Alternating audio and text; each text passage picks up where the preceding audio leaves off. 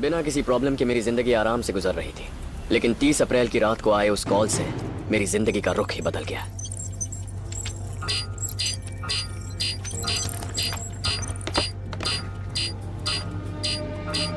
इतनी रात को डिस्टर्ब कर रही है। श्वेता, घर में सब लोग विजयनगर गए हैं, मैं अकेली हूँ घर पे और मुझे ऐसा लग रहा है जैसे घर में कोई भूत है। मुझे बहुत डर लग रहा है और ऊपर से अजीब अजीब आवाजें भी आ रही हैं। जब देखो तब बेकार की किताबें और भूत की फिल्म देखती हो, तभी तुम्हें ऐसा लग रहा है।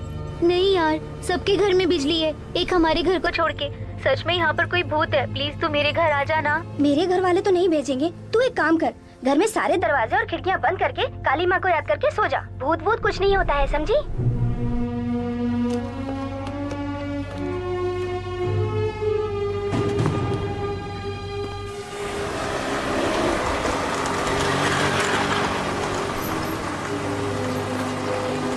हे शिवा, परसों सब दोस्त मिले, बस एक तुम ही मिसिंग थे यार। क्या इतना बिजी हो गए हो तुम? अब तो तुम्हें जॉब मिल गई, एक पार्टी तो दो। हाँ रेनू, एक छोटी सी मदद चाहिए। समझ गई।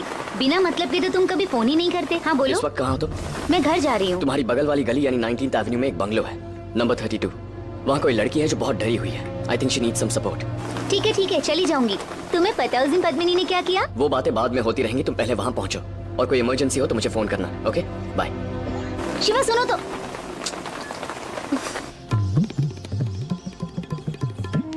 बाप रे बाप, जब देखो फोन। इसे रखो और पहले खाओ। पैंट प्रेस कर दे क्या?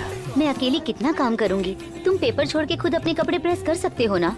लो बेटा, रोज खाना देती हूँ और तुम वैसे ही वापस ले आते हो। आज कम से कम खा लेना। इंटरमीडिएट में पढ़ रही हेमा नाम की एक स्टूडेंट और उसी की कॉलोनी की रहने वाली रेनू नाम की एक लेडी कांस्टेबल, दोनों का ही कत्ल एक ही घर में किया गया। हत्यारे ने इतनी हैवानियत से उनके टुकड़े टुकड़े किए कि उनको पहचानना भी मुश्किल हो गया है। इस घटना से वहाँ के लोग बहुत ही डरे हुए हैं।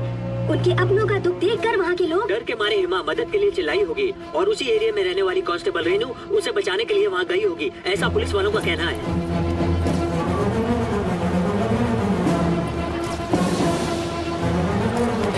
एक्सक्यूज मी, हटिए, रास्ता दीजिए। सर मैं उस मैडम को जानता हूँ सर।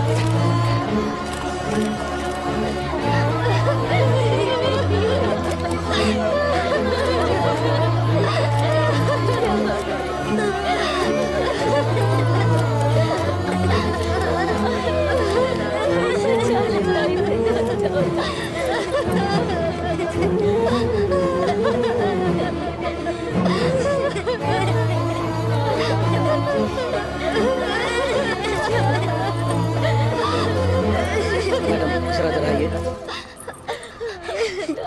उन्हें कैसे बताएं, कुछ समझ में नहीं आ रहा है। वहाँ 2 लड़कियों के शव बिना कपड़ों के पड़े हैं, उनके हाथ पैर बॉडी पार्ट सबके टुकड़े करके मिक्स करके रखा है। कौन सा पार्ट किसका है पहचानना मुश्किल हो रहा है। अगर उनके परिवार की कोई औरत अगर पहचानेगी तो हमें असेंबल करने में आसानी होगी। एसपी साहब ने मैसेज दिया, आप उन्हें समझाएंगे प्लीज?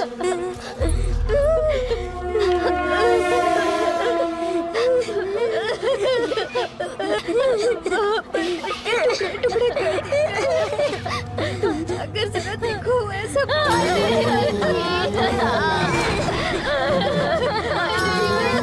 क्या हो गया? ये क्या हो गया? कोई रोक लेता।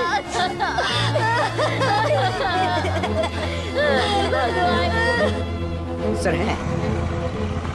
आओ बेटा। अंकल आप जानते हैं क्या, शिवा ने नौकरी छोड़ दी। नौकरी छोड़ दी? शिवा, शिवा, ये क्या है बेटा? तुमने नौकरी क्यों छोड़ी? मैं इस नौकरी के लायक नहीं हूँ। हादसा होने से पहले उसे रोक सकूं इसीलिए यह नौकरी कर रहा था, लेकिन मेरी लापरवाही की वजह से 2 जाने गई, इसलिए अब मैं ये नौकरी नहीं कर सकता। उस लड़की के घर में एक हत्यारा आया था, वो कुछ समझ नहीं पाई और भूत समझ के डरने लगी।